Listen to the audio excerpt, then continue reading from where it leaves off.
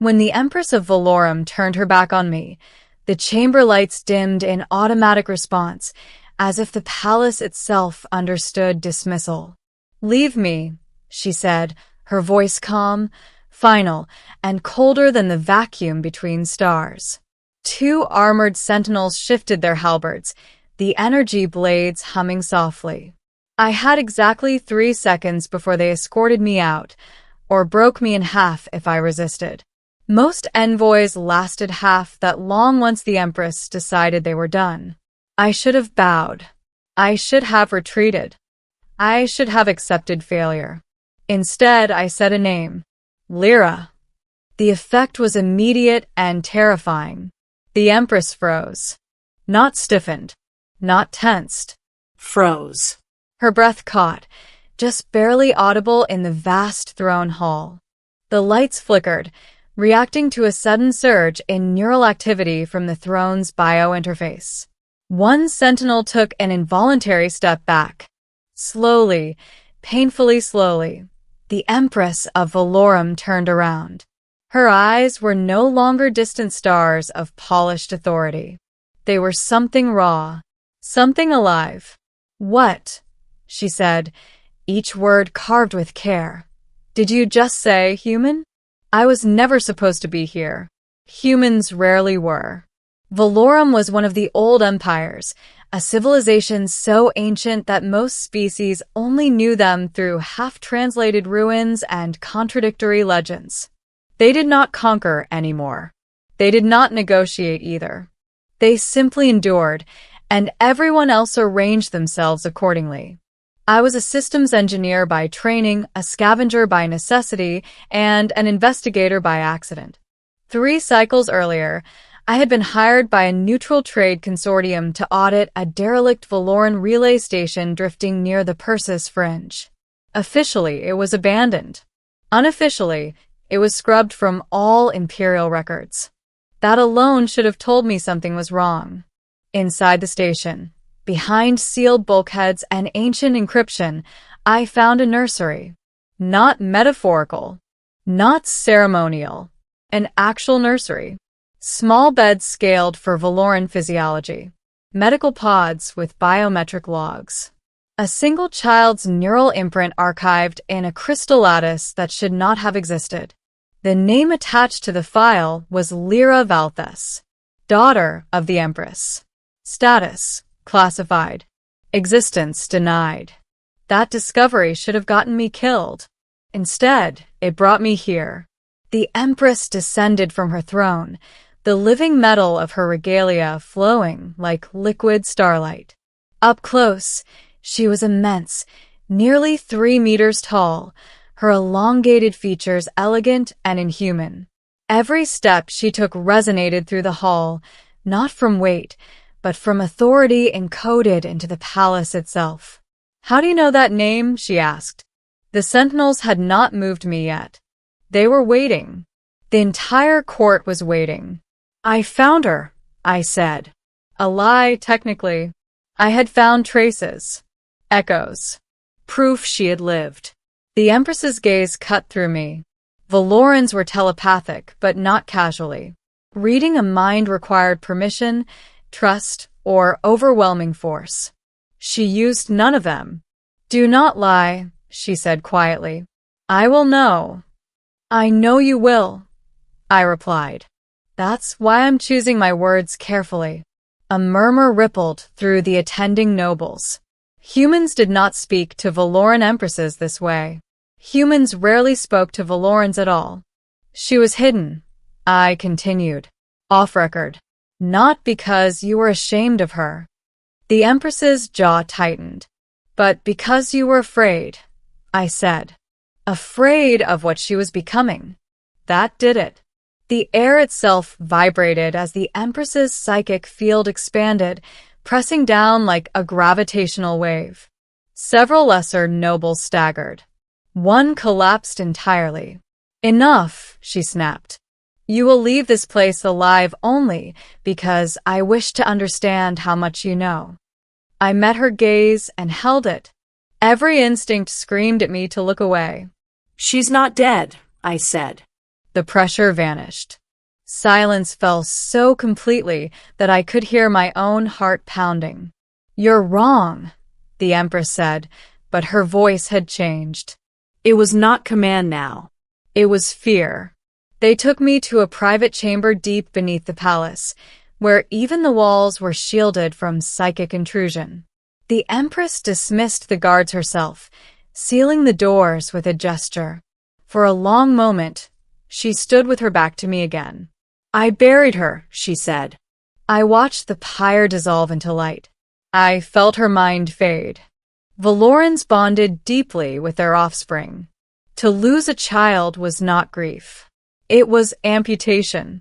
What if you felt what you were allowed to feel? I asked. She turned slowly, fury flashing across her features. "You dare suggest." "I dare suggest," I interrupted, "that someone powerful enough to erase her from Imperial history was powerful enough to fool even you." The Empress stared at me as if seeing a new species for the first time. "Explain," she said. So I did. I told her about the relay station, the nursery, the neural lattice, the signs of forced psychic suppression, about how Lyra's developing mind had exhibited resonance patterns unlike any Valoran on record. "She wasn't just telepathic," I said. "She was amplifying." Reflecting. Whatever emotion or intent was directed at her came back stronger. The Empress closed her eyes. "That is impossible," she whispered. "That's what the scientists wrote too," I replied, right before their notes stopped. Valorum did not fear enemies. They feared instability. A child like that, I continued, could reshape entire populations without meaning to. Love her, and she would inspire devotion. Fear her, and she could cause panic across a planet. The Empress sank onto a crystalline seat, suddenly looking very old. "They said she would tear the Empire apart," she said softly. "That other species would worship her, or hunt her." "So you hid her," I said. "And when hiding wasn't enough, I ordered her mind dampened," the Empress said. "Just enough to keep her safe. Contained." Her voice broke. "They promised me it was reversible." We both knew what came next. "It wasn't," I said gently. "No," she replied. "It wasn't." What the Empress did not know was that the dampening process had not failed. It had adapted. Human engineers had a saying, "Systems under pressure evolve." Biological systems even more so. Lyra's mind had not been extinguished. It had gone quiet, learned restraint, learned patience. "She's out there," I said. Not as she was, but alive. The Empress looked up, hope and terror warring in her eyes. "Where?" she demanded. "I don't know," I admitted. The lattice was incomplete, but it pointed beyond Valoran space, somewhere no one would look. "Why tell me this?" she asked suddenly. "Why not sell this information? Why not run?" I smiled faintly. "Because I'm human," I said. "And we're very good at finding lost things. Especially people." That earned a bitter laugh from her. "You are arrogant," she said. "Yes," I agreed. "But I'm also right." The search took months. The Empress covertly granted me access to resources that would have started wars if discovered. Ancient star charts. Forbidden jump corridors. Archives sealed since before humanity learned to make fire. We followed whispers. A remote colony where disputes ended peacefully for no apparent reason. A pirate haven where violence simply stopped one day. A dying world that stabilized overnight, its people unified by a shared, unspoken purpose. Every trail led us closer. Finally, on the edge of unclaimed space, we found her. She lived among humans. Not as a queen, not as a god, as a teacher. The settlement was small, built into the remains of a crashed generation ship. Lyra tended gardens, mediated arguments, and told stories at night. She looked mostly human, her Valoran features softened, her psychic presence muted by careful discipline. When the Empress stepped onto the dusty ground and saw her daughter alive, breathing, laughing softly with children, she fell to her knees. Lyra felt her immediately. She turned. Mother and daughter stared at one another across a lifetime of loss. "You came," Lyra said. The Empress could not speak. "I knew you would," Lyra continued. Eventually, they talked for days. About fear. About mistakes. About love. Lyra had grown beyond what the Empire feared. She had learned to control her gift not through suppression, but through empathy. Humans, it turned out, were remarkably resilient to psychic feedback. Their emotional chaos had taught her balance. "I don't want a throne," Lyra told her mother. "I don't want an empire." The Empress nodded, tears streaking down her face. "I only wanted you safe," she said. "And I am," Lyra replied. "Here." The Empress returned to Valorum changed. The Empire followed. Policy softened. Borders opened. Psychic law was rewritten, informed by human neuroscience and ethics. Valorum did not fall. It evolved. As for me, I declined the medals and titles they offered. I went back to fixing broken systems and finding lost people. Sometimes, though, I receive a message. A quiet thanks. From a daughter who changed an empire. And from a mother who finally learned that control is not the same as love. Humanity earned a reputation after that. Not as conquerors. Not as warriors. But as the species that reminded the oldest empire in the galaxy what it meant to be alive. And that, I think, is our greatest strength of all. The farewell was quiet. No ceremonies. No fleets gathering in orbit. The Empress of Valorum stood at the edge of the settlement as dawn rose over the rusted hulls of the old generation ship.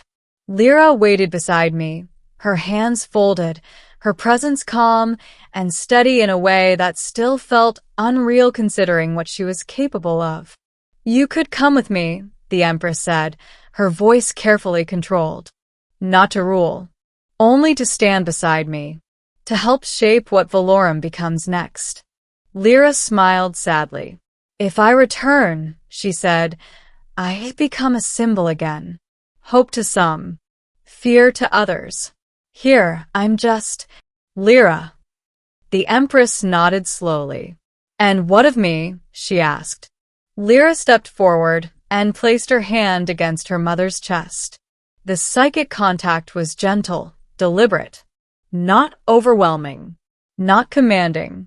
"I am not lost anymore," Lyra said softly. "That is what you came here to know." For the first time since I had met her, the Empress allowed herself to weep openly. Then she straightened, the ancient weight of her empire settling back onto her shoulders, but lighter now. "Then live," she said. "Live well." The Imperial ship lifted off an hour later, disappearing into the pale sky without fanfare. No one in the settlement cheered. No one bowed. Life simply continued as it always had. Valorum changed faster than anyone expected. The Empress dissolved the secret councils that had ordered her daughter's suppression. Entire doctrines were dismantled. Psychic research was placed under joint oversight with human scientists whose blunt questions and ethical frameworks frustrated Valoran scholars to no end. Yet it worked. Empires that had feared Valorum for millennia began to negotiate rather than posture. Wars were delayed. Some were prevented entirely. The old empire did not weaken. It matured. And humanity found itself quietly at the center of galactic diplomacy, not because we demanded it, but because we were trusted to ask the questions others avoided. I stayed for a while. The settlement needed help expanding its water systems, and I needed time to process the fact that I had helped reunite a family that could have torn the galaxy apart if things had gone differently. One evening, as twin suns dipped below the horizon, Lyra joined me on a ridge overlooking the gardens. You didn't tell her everything, she said. I raised an eyebrow. Which part? That the relay station wasn't abandoned by accident, she replied. That you think someone wanted me to survive.